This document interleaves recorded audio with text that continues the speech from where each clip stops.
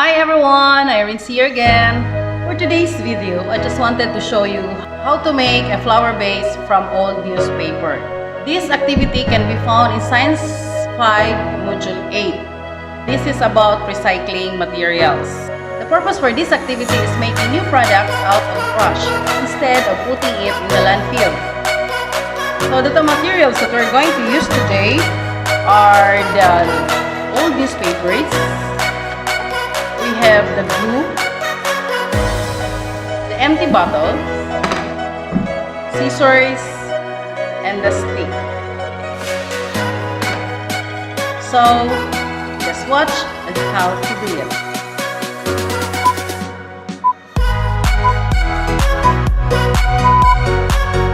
So, first thing you're going to do is to roll the paper on the stick.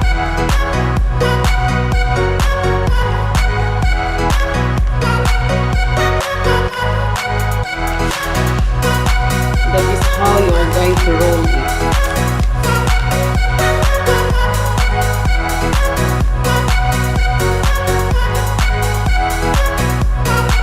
Then at the end, you paste it with a glue.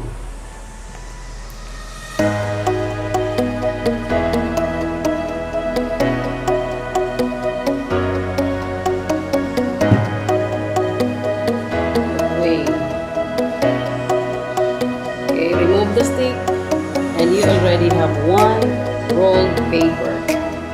You make as many as of this, and that could be enough for your project. Okay, let's try to make another one.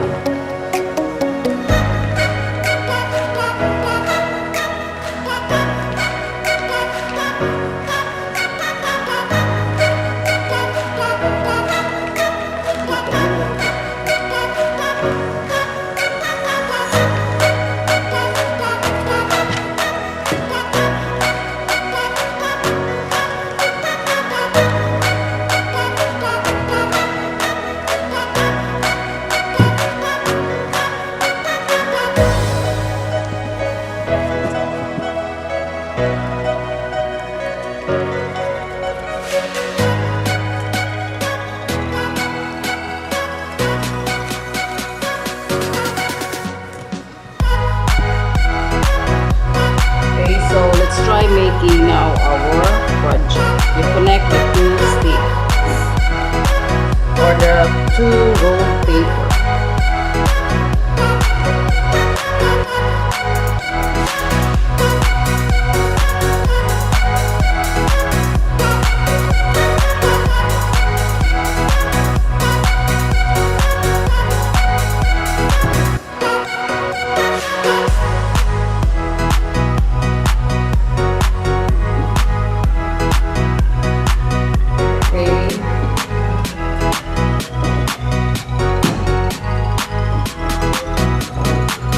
Find the center.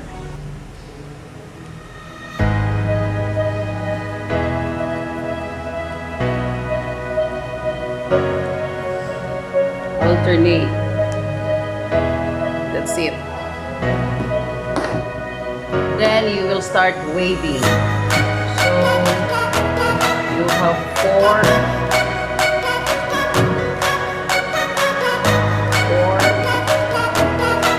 Take one.